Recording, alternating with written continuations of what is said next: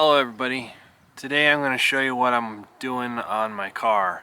This is a 97 Geo Metro with the 1.0 3-cylinder, and about a year and a half ago I had to redo the head. I got about let's say about 25,000 miles ago, found out I had some burnt valves and I had them redone, new valves put in there. It's always burned a little bit of oil. Well, I didn't know if it was losing it or using it, but I fixed the oil leak and I'm still losing oil, so I figured I'm burning it. I guess with these engines, as soon as you start burning more and more oil, they burn valves. Alright, so I got the head off. As you can see, exhaust valve. That one there is burnt really bad. And I can't tell about these ones, but I did a compression test and I was about 120. I believe I was 120 and really low on this one, but not zero, but it was really low. It should have been zero though with that big of a hole. I don't know. Anyway, the top of the pistons were all carboned up, basically like this. You know, they had a bunch of carbon, like, that's, yeah, looking like that on the top of the pistons. But surprisingly, the sides of the pistons and the rods and everything are, I mean, I barely cleaned these off. That's almost how they came out, like that. I had to clean the top off. But the sides are like immaculate.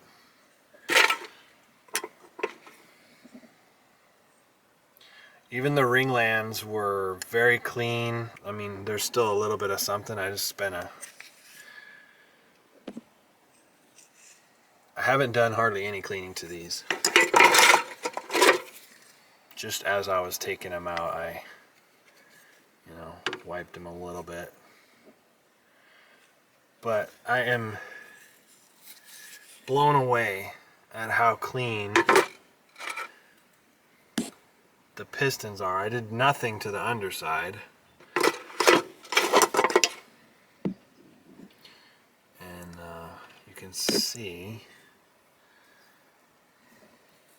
to me that looks clean. And before I took the pistons out, I plastigaged them. And I plastigaged the rod bearings. So it was slightly bigger, 2000s there, 2000. So it was in between 1,500 and 2,000 of an inch. So I think that the acceptable tolerance is 3,000, 3/1000ths of an inch, or slightly over 3/1000ths of an inch. So we're well within tolerance, so I'm not even going to replace the rod. I'm not even going to replace the bearings. There's no ridge. I checked for taper and round, and we're completely round, and we have zero taper. So I'm going to lightly hone it, and then we're going to put rings in it. But we are not going to replace any bearings. Just rings.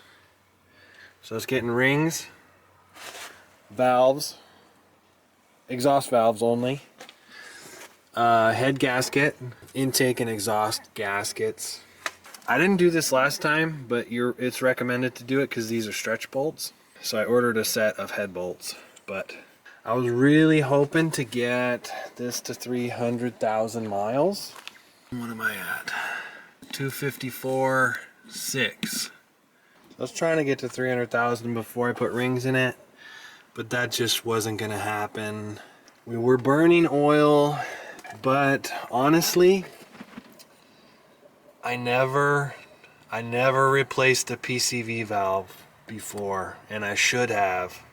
So that could have been one of our sources of oil consumption, but we're low on compression regardless. So a new set of rings is going to be in the cards sooner or later. So I did mic these rings just to see, because people on the Geo Metro forum are saying that these art pistons are not the same size as of ring grooves as the as every other piston that they came with, but I mic'd these rings, and these ring grooves are the same size as the rings sold for every other Geo Metro. So I don't know what they're talking about, but in these particular pistons, art pistons, it's fine. And the rings that I ordered are definitely gonna fit in there, unless I really messed up when I measured the rings. There's one more thing I can do, but I think it's unnecessary, but I thought I would be curious to do it, is to mic the bearing thickness, which requires a special ball-tipped micrometer, which I only had this one, which is not a ball-tipped, just a regular flat micrometer. So I ordered this one just for fun. Never used it yet, but it's a ball-tip micrometer, which will allow us to measure a curved bearing. So some theories on why my internals are so clean. I do have a toilet paper oil filter, a France, and I have used this oil right here a lot ever since it first came out. I've been using this off and on, but I've put it in this car and I never drained it out. I've added other oils to it just because I've been using oil. This car uses up oil, but I never drained it out, and I've added this, I wouldn't say half the time, but maybe a fourth of the time I've bought this and just dumped it in. And I really do believe in this stuff. I'm not sponsored by these guys or anything, even though they did originally send me a bottle of this before it was even out. But I have it in my other cars, and I've noticed the, what do you call this, the varnish, that kind of tea-colored varnish, when you pop the oil fill cap and look down inside. On my Honda, I can see that varnish coming off in spots. I really think that's what's going on with this engine, because there's really nothing on those pistons, hardly. I expected the rings to be like frozen, but they were completely free. You could spin them freely. My toilet paper oil filter cleans the oil pretty well, I think. So anyway, I think it would be fun to put a micrometer on these bearings, even though I've already plastigauged them, and the clearances are totally within spec. Piston right there. Pop it out. Wipe it off.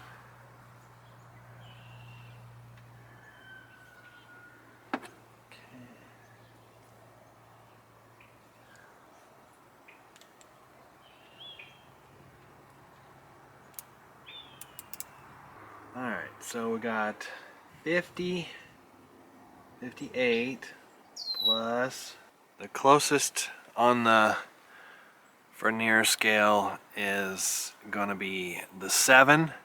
So 58.7 is what this bearing reads, which is normal connecting rod bearing thickness ranges from 58.3, that's 058.3 to 058.7. So I'm on the top of the range with this particular bearing. Is almost no wear on it. So there's, as you can see, there's absolutely no point of trying to get a bearing that's thicker than that. He says the many of the new bearings are thinner than that, so you're doing yourself a disservice by putting thinner bearings in there.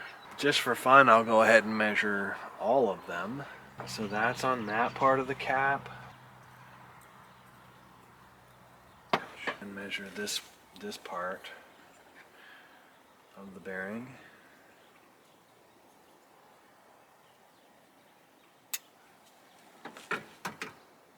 So, okay, there we go. Lock it in. Now I'm calling that 58.8 on this one. So it's a little bit thicker than the last one.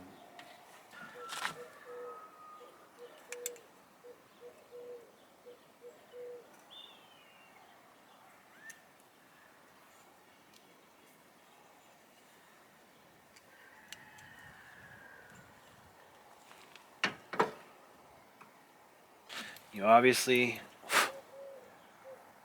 want to put these back in the same orientation. There's an arrow on the bottom of the cap going to the front of the engine. Same with the piston, has the same arrow. But you want the Mickey Mouse facing up. You wouldn't put it facing down because the valves need that recess. Really only one way you want to put those. Alright, just for fun, I think this is going to be the same, but okay. I was talking about piston orientation. Top of the piston has an arrow going towards the front of the engine. I don't know if you can see that, but it's right there. And also, what do you call these little tangs on the bearings? The tangs for the bearings, those little, to hold the bearings from spinning, those go to the front of the engine, towards the front of the engine this way. But even if you didn't pay attention to that, there's a V arrow type of thing right on the end of the cap that you want pointing towards the front of the engine. So all those things make it to where you shouldn't get it backwards. You want the caps and bearings that come off of that piston to go with that. You don't want to mix them up. Apparently you can mix the rods up and put it in any hole because they're all to a certain tolerance, but I marked them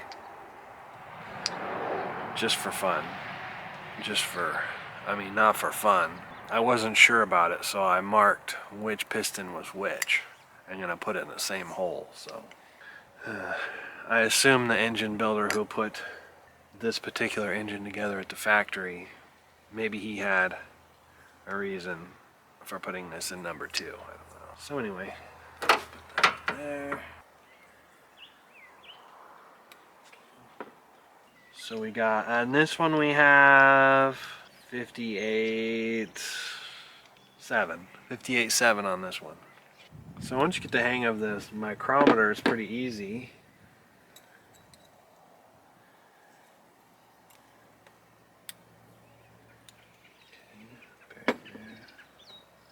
And I'm noticing that these bearings have barely worn at all. I don't know if they're original bearings, but I'm assuming they're original because the rings lasted about the right amount of time that rings would last, 250,000 miles. This down, lock it in, and we got 58.7 again. Now I got one more set of bearings to measure.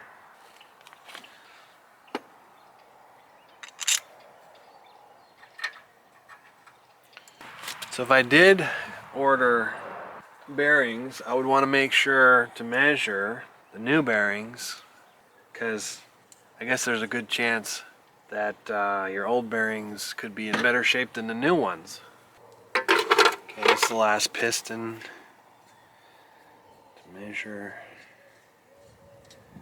Okay.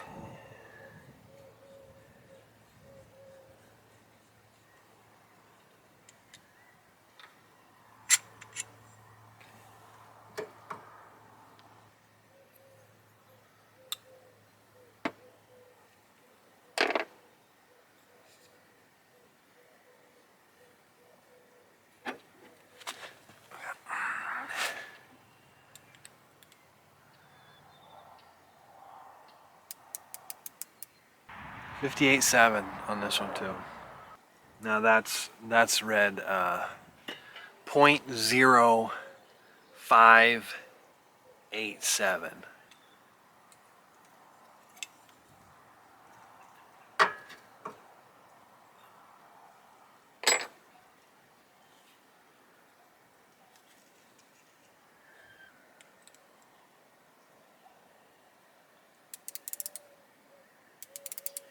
$58.8. I don't know what these bearings are made. It looks like aluminum to me. They look like something very soft. Or it looks like steel on this side coated with aluminum on the inside. Okay. When I get my parts next week, I'm gonna put it all together.